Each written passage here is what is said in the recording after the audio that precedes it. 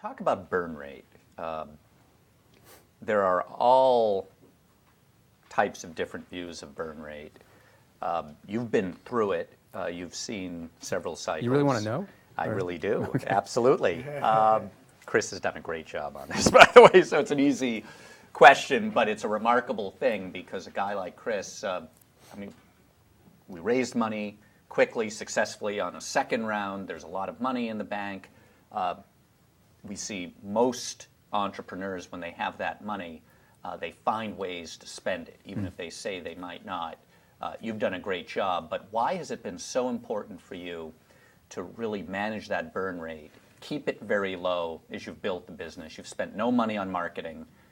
Maybe take us through that and what advice you would give, having been through cycles, and how people should think about it. It's probably the fear of what we all did during 99, 2000, the sort of land grab, where we were all spending like drunken sailors. And you were forced into it. We did the $5 million Yahoo deal that brought in $1 million worth of business. It was like, what the hell were we thinking? And we were all celebrating that because it was a great, to be honest, it was good. It was a good press release. It led to Goldman, working with us for our IPO. It led to another round, which, it sort of made sense back then, but it's a reckless way to run a business.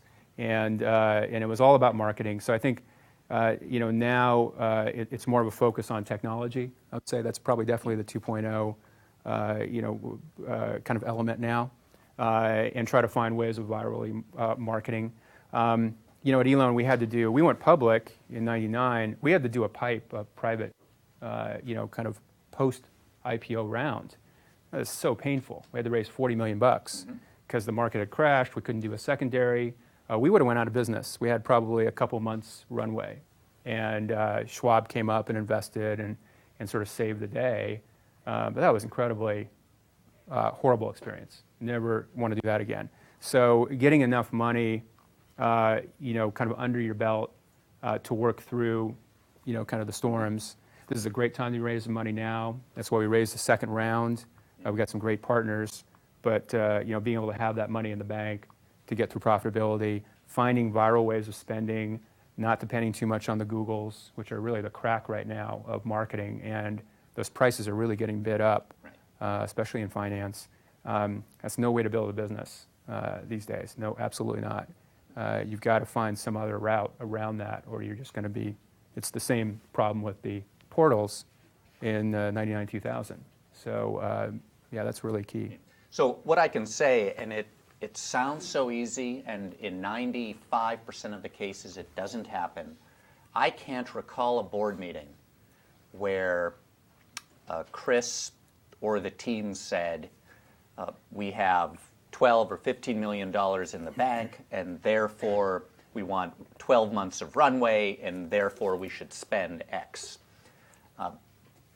Every board meeting is about, here are the risks we've identified, here's what the business looks like, we're happy to lose a little bit of money, and we'll define it like that until we get visibility around some of these different, both market, technical, and regulatory risks.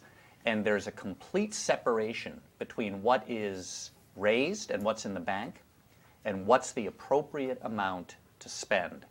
And I can't tell you how important that is and how rare it is to do that. I think that time and time again, I think of the companies that we've seen at Accel, maybe it's just our portfolio, who knows, but 95% of the companies, even if they say, we're going to go out and raise $25 million and we're not going to spend it quickly, the moment that money comes in, something changes. And so I think that it is the rare entrepreneur, Chris is one of them, who can completely separate the two. So the balance sheet's incredibly strong. We have the money. We know we're not going to run out of cash in the next 12 or 18 months, unless you tell me something I don't know. Okay. So we don't sit there and talk about what we could spend. We only talk about what is the minimum amount we can spend to build the right culture, build the right set of milestones, so that we really have visibility on the business. And I see it time and time again.